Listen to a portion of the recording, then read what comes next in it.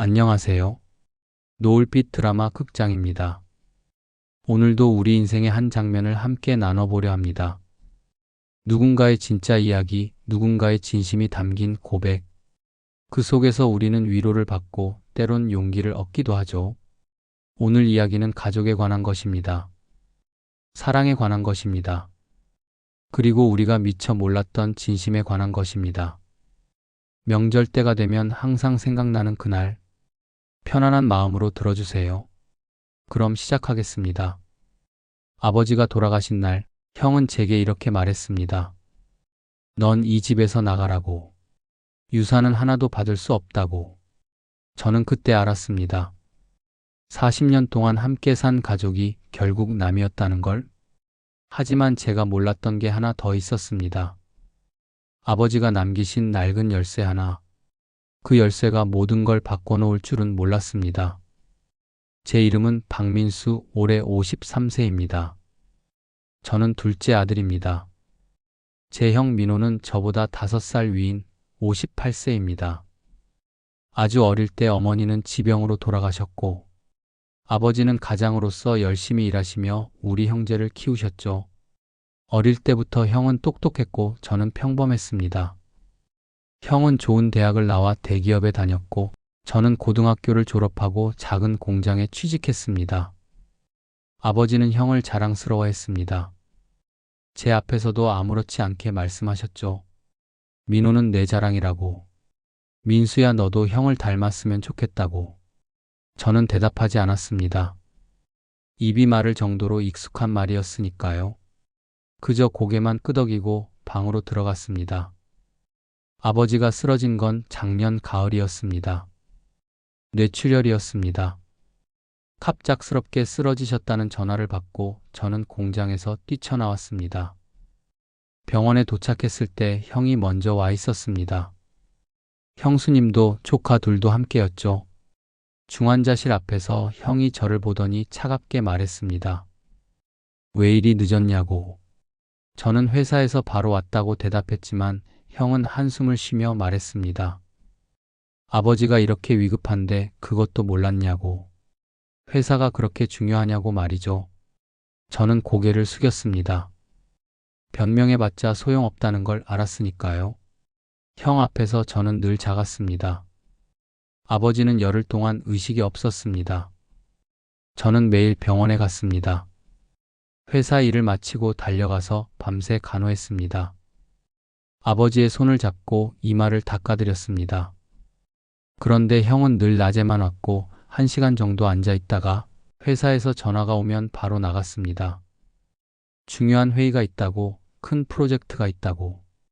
저는 아버지의 손을 꽉 잡고 말했습니다. 아버지, 제가 여기 있을게요. 걱정하지 마세요. 아버지의 손은 주름지고 거칠었습니다. 평생 일만 하신 손이었습니다. 투박하고 큰 손. 저는 그 손을 두 손으로 감싸 쥐었습니다. 그날 밤이었습니다. 아버지가 눈을 뜨셨습니다. 희미한 불빛 아래서 아버지가 제 이름을 불렀습니다. 민수야. 라고. 저는 벌떡 일어나 아버지 얼굴을 들여다봤습니다. 아버지, 저 여기 있어요. 알아보시겠어요? 아버지가 힘겹게 말을 이었습니다. 미안하다고. 너한테 못해준 게 많아서 미안하다고. 목소리가 잠겨 있었습니다. 저는 고개를 저으며 말했습니다. 아버지, 무슨 말씀이세요? 그런 말씀하지 마세요. 제 목소리도 떨렸습니다. 아버지가 숨을 고르며 말했습니다. 서랍, 맨 아래. 서랍에 열쇠가 있다고. 꼭 찾으라고. 그건 내 거라고. 저는 무슨 말씀인지 몰라 되물었습니다. 열쇠요? 무슨 열쇠요? 하지만 아버지는 그 말을 끝으로 다시 눈을 감았습니다. 그리고 이틀 후 아버지는 끝내 눈을 뜨지 못하셨습니다. 그렇게 세상을 떠나셨습니다. 장례를 치른 다음 날이었습니다. 3일장을 마치고 장례식장에서 돌아온 바로 그날, 형이 거실에 가족들을 모았습니다. 형수님, 조카 둘, 그리고 저. 제 아내와 딸도 함께 앉았습니다. 무거운 침묵이 흘렀습니다. 형이 서류 봉투를 꺼내며 입을 열었습니다. 자, 이제 현실적인 얘기를 해야겠다고. 우리도 어른이니 솔직하게 얘기하자고. 형이 서류를 펼쳤습니다. 아버지 재산 정리 목록이었습니다. 집 한 채, 시가 1억 5천만 원, 예금 8천만 원, 보험금 5천만 원, 합계 2억 8천만 원. 형이 말했습니다. 법적으로는 우리가 반씩 나눠 가져야 하지만 자기 생각은 좀 다르다고. 저는 형을 바라봤습니다. 형이 차갑게 대답했습니다. 아버지 병원비를 누가 냈냐고. 자기가 2천만 원을 냈다고. 장례 비용 1천만 원도 자기가 전부 부담했다고. 저도 낼 수 있었다고, 저도 돈이 있다고 말했습니다. 하지만 형은 코웃음을 쳤습니다. 내가 뭘 내냐고. 그 월급으로 뭘 할 수 있냐고 말이죠. 형의 목소리가 점점 날카로워졌습니다. 솔직히 말해서 넌 아버지한테 뭘 해드린 게 있냐고. 대학도 못 갔고 변변한 직장도 없고 아버지 자랑거리가 된 적이 한 번이라도 있냐고 말이죠. 가슴이 무너지는 것 같았습니다. 숨이 막혔습니다. 아내가 제 손을 꼭 잡았습니다. 떨리는 손이었습니다. 형이 계속 말했습니다. 이 집은 자기가 관리하겠다고. 어차피 너는 너의 집이 있지 않냐고 말이죠. 형수님도 거들었습니다. 사실 이 집 리모델링 비용도 자기네가 많이 냈고 싱크대며 보일러며 다 자기네 돈으로 고쳤다고 합니다. 저는 그냥 알겠다고 했고 집은 형이 가져도 좋다고. 대신 예금이랑 보험금은 반으로 나누자고 말했습니다. 그런데 형이 고개를 저으며 그것도 자기 생각이 따로 있다고. 병원비 장례비 빼면 1억 정도 남는데 그것도 자기가 다 가져가겠다고 하며 저에겐 줄 게 없다고 합니다. 세상이 무너지는 소리가 들렸습니다. 귀가 웅웅거렸습니다. 저는 그냥 일어났습니다. 아무 말도 하지 않았습니다. 아내의 손을 잡고 현관으로 나왔습니다. 딸이 울먹이며 따라왔습니다. 그날 밤 저는 아버지 방으로 갔습니다. 형네 가족이 모두 잠든 시간에 혼자 조용히 들어갔습니다. 오래된 가구들, 아버지의 채취가 남아있는 방, 먼지 냄새와 낡은 이불 냄새, 창문 틈으로 달빛이 가늘게 들어왔습니다. 저는 아버지의 옷장 앞에 앉았습니다. 맨 아래 서랍을 열었습니다. 낡은 옷가지들이 차곡차곡 쌓여 있었습니다. 그 사이에서 작은 열쇠 하나를 찾았습니다. 녹이 쓴 작은 열쇠였습니다. 빨간 끈이 묶여 있었습니다. 그리고 그 밑에 쪽지 한 장이 있었습니다. 아버지의 떨리는 글씨로 쓰여 있었습니다. 민수야, 이 열쇠는 내 거다. 기차역 앞 보관함 104호. 비밀번호는 912. 내 생일이다. 미안하다. 사랑한다. 아버지가. 손이 떨렸습니다. 열쇠를 꽉 쥐었습니다. 눈물이 났습니다. 다음 날 새벽 저는 기차역으로 갔습니다. 아직 해가 뜨기 전이었습니다. 역 앞은 한산했습니다. 보관함 구역을 찾았습니다. 길게 늘어선 철제 보관함들, 그 중에서 104호를 찾았습니다. 비밀번호를 눌렀습니다. 912, 제 생일, 9월 12일, 삐소리와 함께 문이 열렸습니다. 안에는 낡은 가방 하나가 들어 있었습니다. 오래된 검은색 가방, 먼지가 수북이 쌓여 있었습니다. 가방을 꺼내 지퍼를 열었습니다. 손이 너무 떨려서 한참을 헤맸습니다. 그 안에는 통장 3개와 편지 한 통이 들어 있었습니다. 통장을 하나씩 펼쳤습니다. 모두 제 이름으로 되어 있었습니다. 박민수, 예금주 박민수. 잔액을 확인했습니다. 첫 번째 통장 4천만 원, 두 번째 통장 4,500만 원, 세 번째 통장 3,700만 원, 합계 1억 2,200만 원. 숨이 멎을 것 같았습니다. 주저앉았습니다. 보관함 앞 차가운 바닥에 그대로 주저앉았습니다. 편지를 펼쳤습니다. 아버지의 글씨였습니다. 삐뚤빼뚤하지만 정성스러운 글씨. 민수야, 이 편지를 읽고 있다면 아버지는 이미 세상에 없을 거다. 미안하다.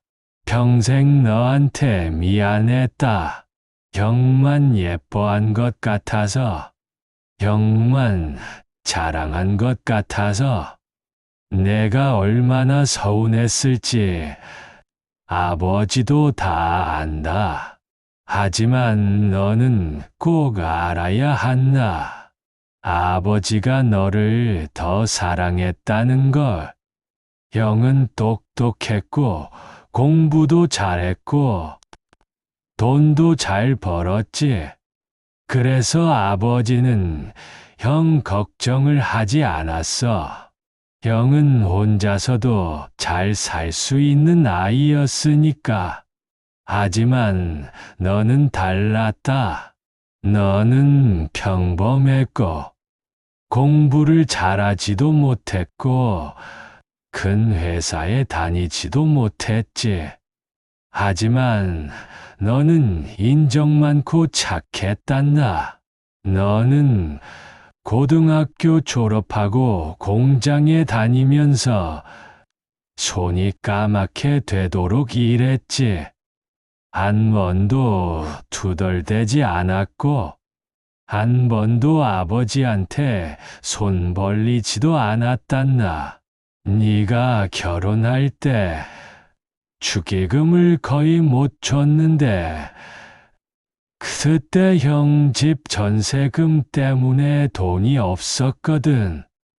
그날 밤 아버지는 잠을 못 잤단다. 내가 실망한 얼굴로 고개만 끄덕이던 게 자꾸 생각났어. 그래서 그때부터 모았지. 매달 내 몫을 따로 모았단다. 형은 잘 사니까 괜찮다. 너한테 주려고 모았다. 20년 동안 한 달에 5만 원씩, 10만 원씩, 나중엔 20만 원씩도 모았지. 용돈 아끼고, 술도 끊고, 담배도 줄이고, 그렇게 모은 게 1억 2천원이다. 이 돈은 네 거다. 형한테는 절대 말하지 마. 형은 이해하지 못할 거다. 형은 자기가 아버지의 자랑이라고 생각하니까. 하지만 너는 알아야 한다.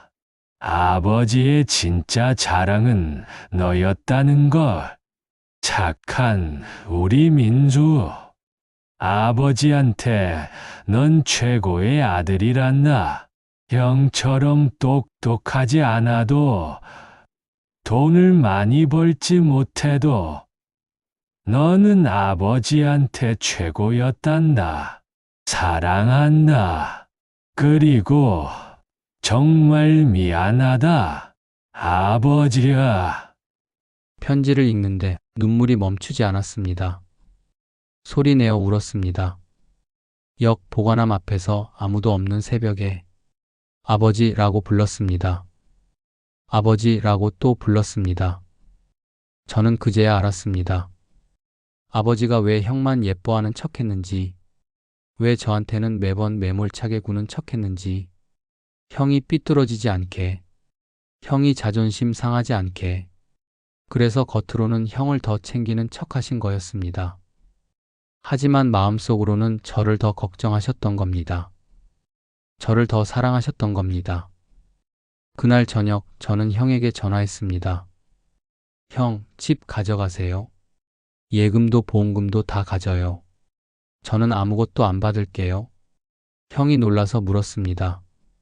민수야, 너 왜 그래? 무슨 일이야? 저는 차분하게 대답했습니다. 대신 형, 아버지 산소 관리는 제가 할게요. 형은 평생 바쁘시니까 신경 쓰지 마세요. 형이 뭐라 말하려 했지만 저는 말을 이었습니다. 그리고 형, 한 가지만 말할게요. 아버지는 형을 많이 사랑하셨어요. 그런데 저도 많이 사랑하셨답니다. 우리 둘 다요. 저는 전화를 끊었습니다. 더 이상 할 말이 없었습니다. 그리고 아내에게 말했습니다. 여보, 우리 딸 대학 보낼 수 있겠어? 아내가 눈을 크게 뜨고 물었습니다. 어떻게요? 무슨 일이에요?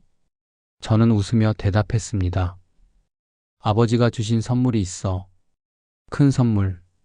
지금 저는 매주 일요일마다 아버지 산소에 갑니다. 새벽 일찍 일어나서 산을 올라갑니다. 풀을 뽑고 낙엽을 쓸고 비석을 닦습니다. 그리고 소주 한 잔 따라 올립니다. 아버지 잘 지내세요? 라고 말을 겁니다. 저 잘 살고 있어요. 딸도 잘 크고 있고요. 바람이 불어옵니다. 나뭇잎이 바스락거립니다. 산새가 울고 햇빛이 따스하게 내리쬐입니다. 아버지의 대답 같습니다. 잘했다, 민수야. 잘 살아라. 그런 대답 같습니다. 형과는 연락이 뜸해졌습니다. 명절에 한 번씩 문자를 주고받는 정도입니다. 하지만 괜찮습니다. 원망하지 않습니다. 저는 이제 압니다. 가족이란 건 누가 더 많이 받느냐가 아니라는 걸, 누가 더 오래 기억하느냐라는 걸. 아버지는 저를 기억해 주셨습니다. 평생. 20년 동안 매달 저를 생각하며 돈을 모으셨습니다. 그것만으로 충분합니다. 그것만으로 저는 행복합니다. 이야기는 여기서 끝이 났습니다. 민수는 이제 압니다. 진짜 사랑은 소리 없이 쌓인다는 것을, 말이 아니라 행동으로 증명된다는 것을. 여러분께 질문을 드립니다. 여러분의 부모님은 어떤 사랑을 감추고 계실까요? 여러분은 그 사랑을 알아차리고 계신가요? 혹시 너무 늦기 전에 한 번쯤 물어보시는 건 어떨까요? 오늘의 한 줄을 남깁니다. 가장 큰 사랑은 가장 조용한 곳에 숨어 있습니다. 오늘 이야기가 여러분께 작은 위로가 되었기를 바랍니다.